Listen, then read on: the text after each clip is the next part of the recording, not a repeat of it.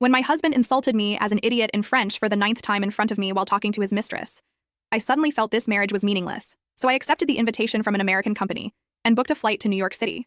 The day after getting my visa, I slipped the divorce agreement into my resignation paperwork and handed it to him. As the CEO, he was about to look it over carefully, but his mistress said her stomach hurt. He casually signed it and left with her in his arms, and I didn't look back either. Later, across the ocean under the New York City skyline, the young man cried with red eyes but could never find his former lover again. "Ms. Brown, our group welcomes your addition," Sofia Garcia said joyfully after receiving my definite reply from across the ocean. "When do you plan to start?" I thought for a moment before answering. "I'll be there in 2 weeks." After hanging up, I noticed Liam Johnson standing behind me with a frown. "Where are you going?" I glanced at him indifferently. "Abroad." Liam scoffed coldly. "Don't be so dramatic. Just because it was our 5th wedding anniversary yesterday and I took Emma with me, you're threatening to go abroad?" I didn't explain further. He didn't know I understood the French conversation between him and Emma at the French restaurant where he freely vented his dissatisfaction with me over the past 5 years, calling me an utterly stupid idiot. Besides work, doing laundry, and cooking, she and I have no common topics to discuss. When I talk about life's joys, she just rambles about the company's performance. She has no romance at all. Marrying her is no different than hiring a maid. I really regret marrying her back then. Emma laughed in agreement, jokingly asking, "If I hadn't gone abroad back then, would you have chosen me instead, Liam?" Liam sincerely and firmly replied, "Definitely. In the past, I would have made a scene, but this time I was surprisingly calm." After finishing the last bite of steak with the waiter's pitying gaze, I stood up to leave. "You two enjoy your chat. I'll head home first." Emma pretended to stop me. "Charlotte, Liam and I were just discussing work. Don't overthink it." I ignored her and kept walking out, only to hear Liam's enraged voice. "Don't mind her, she's just neurotic." The only person who caught up to me was the waiter from the restaurant. He looked at me, hesitating to speak. "Ma'am, I think there's something I should tell you." I smiled at him. "Thank you, but I understood everything." I vaguely remember the kind waiter's final pitying and mournful gaze towards me. It was quite tragic. So this marriage had to end. After Liam lectured me and saw I had no reaction, he lost steam and changed the subject. "Emma plans to join our company. I'm going to have her replace your position. After all, she was a highly regarded study abroad graduate, more capable than you. If you still want to work, you can be Emma's secretary and assist her. Otherwise, just be a full-time housewife at home."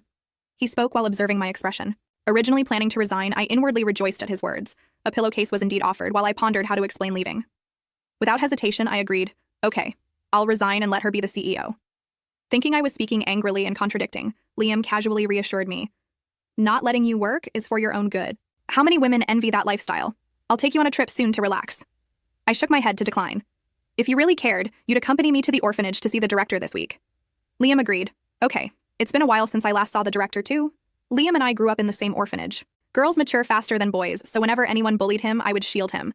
Back then, Liam would blink his bright eyes at me and say, "When we grow up, I'll protect you instead, Mimi. I'll treat you well forever." Unfortunately, forever is too long, and casual promises are too light. Liam didn't keep his word. In college, he changed. The dazzling city blinded him, and he fell for Emma, the French department's goddess. From the moment Liam specifically chose French classes for her, I should have realized.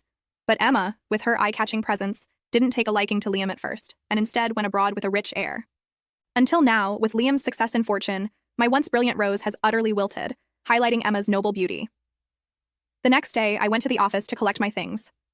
Along the way, employees looked at me with various expressions.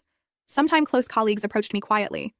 "Sister Jiang, the CEO brought this woman to your office early and had people move your things out right away. What's going on?" I nodded to show I understood and patted her hand reassuringly. Entering the office, I saw my belongings had been cleared out, with my wedding photo with Liam in the trash. Emma gloated at me. "Sorry, Sister Jiang. Liam insisted on moving quickly, so people came to clean out first thing this morning." She lowered her head, feigning surprise at the photo in the trash. "Oh, who carelessly tossed your wedding photo with Liam?" She picked it up and handed it to me. I took it, removed the photo from the frame, and ripped it to shreds. No need to pick up soiled things. From behind came Liam's shocked cry. "Jiang, what are you doing? How could you tear up this photo?" He rushed over to gather the torn pieces, trying to reassemble them.